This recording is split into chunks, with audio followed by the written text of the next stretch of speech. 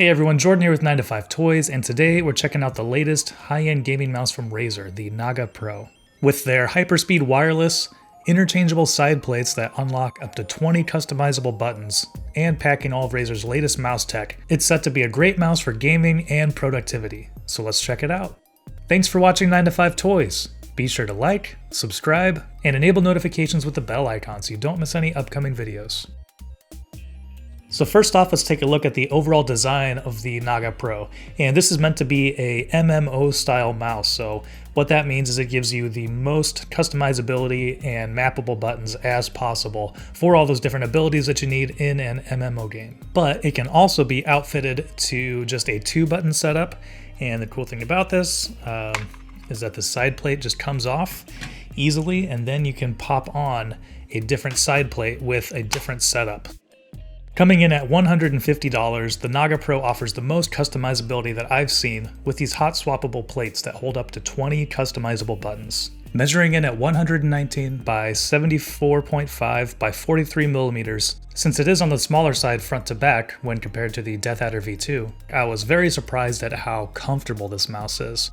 Obviously, when you sit it down, your pointer sits comfortably on mouse 1, your middle finger really comfortably on mouse 2, and your ring finger has this nice little hold here on the side, as well as a grip for your pinky. So it's a very comfortable mouse if you're used to having your middle finger on that mouse too.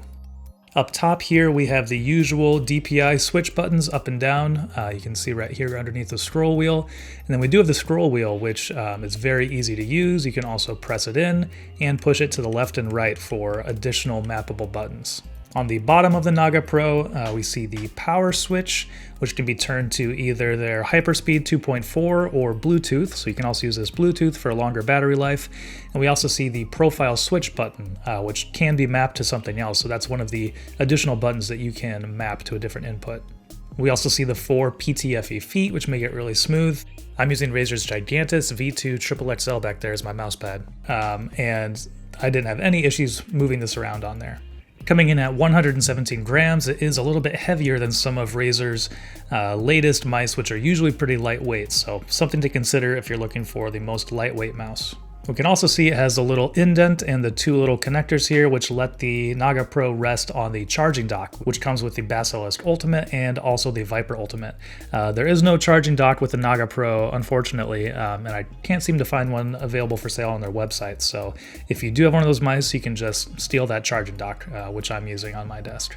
Alright, so obviously with Pro in its name, this is going to be rocking all of Razer's latest tech. So first up, let's talk about the Hyperspeed Wireless. The dongle for the Naga Pro sits in here in the side. There's a little compartment for it. You can take off that little side plate and just pull that out and plug it into your computer. This isn't the first mouse that I've tried with Razer's Hyperspeed Wireless technology, and I think it performs very well. They market it as up to 25% faster than competitors. I think they're going right after Logitech here, saying it's faster than their Lightspeed Wireless. But to me, it feels just as fast as a wired connection, and I haven't had any connection issues when using Razer mice with their Hyperspeed Wireless. If you do run out of battery while playing and need to plug it in but still want to play, they do send along a SpeedFlex cable, which you can plug in here so you can still play while the Naga Pro is charging. And it does also have this little USB adapter, so you can plug the end here, and then if you run out of battery, you can just unplug this, which will unplug your wireless connection and just plug your mouse in here. So quick, easy access to plug in your mouse if you need it. Alright, so at its core, like the Naga Trinity, are these hot-swappable plates on the side, which just unlock a ton of potential for mapping different inputs. The 3 different plates house 2, 6, or 12 buttons, and Razer markets these as different configurations for FPS games, Battle Royale games, or MMO games. The 2-button plate, which we'll switch to real quick here, is similar as to what you would find on a lot of FPS mice. So it has the 2 larger buttons kind of near the top here, near the top of the mouse, with a really large grip here on the side, so you have good grip while you're moving the mouse around. And then it's really easy to remove. There are magnets in here which keep these side plates very securely attached. I never felt like it was going to come off, and in all honesty, it feels like it's just a part of the mouse. It feels really solid. So we'll pull this one off, and then we'll put on the next plate, which has 6 buttons on it. And Razer markets this as a great choice for battle royale games where you need to, ping different enemies or ping where loot is, and where you might need just a few more inputs for quick access when playing with teammates. As you can see, those are all numbered, still pretty close to the top up here, and there is a grip still on the side as well to have a good hold when you're using the mouse. One of the examples Razer gives is that this would be great for Fortnite, where you could easily and quickly map these to all the building controls. And finally, for the ultimate in customization, let's pop on the 12-button side plate here. As you can see, all of these light up, which is great, looks really nice with the Razer Chroma RGB. And this just takes customizability to a whole nother level. If you find yourself in a productivity setting, if you're in Photoshop or Premiere and want really quick access to different hotkeys, this is a great way to do that. But also in MMO games, you can just map these to all of your different abilities and have really quick access to all of those.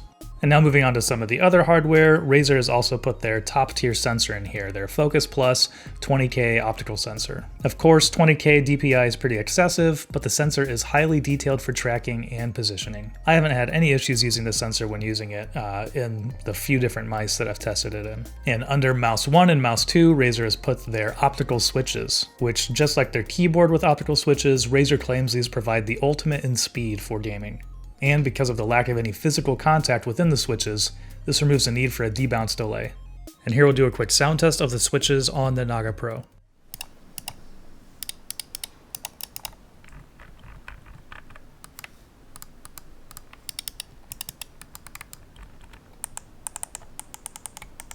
And one of the great features about the optical switches is their extended durability. Because there aren't any physical pieces coming into contact, these are rated to 70 million clicks, so hopefully get a long life out of the Naga Pro.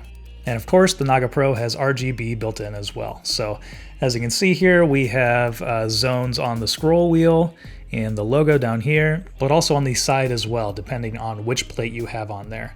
The 2-button plate I don't think has any shine through for RGB, but the 12-button definitely does on each button.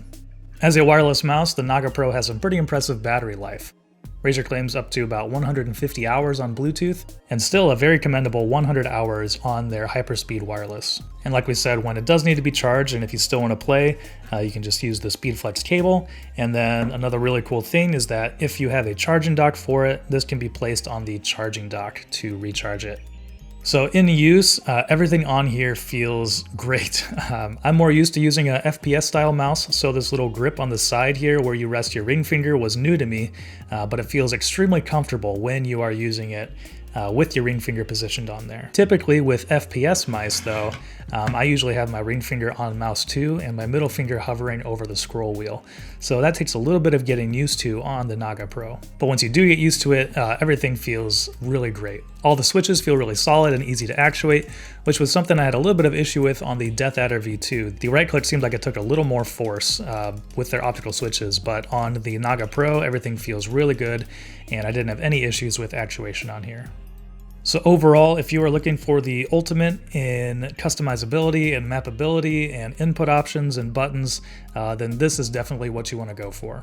Hyperspeed wireless works flawlessly in my opinion.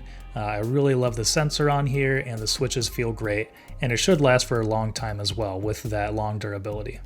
Of course, it's not cheap at $150, but if you really want to take your MMO game to the next level with up to 20 different mappable inputs, then you definitely need to check this out. And if you're a left-hander, while they don't have the Naga Pro, Razer recently released their Naga in a wired version in a left-hand setup, so definitely check that out if you're looking for a left-handed mouse. So what do you think of the Razer Naga Pro? Let us know in the comments below. Thanks for watching! If you enjoyed this video, please give it a thumbs up and consider subscribing. This is Jordan with 9to5 Toys.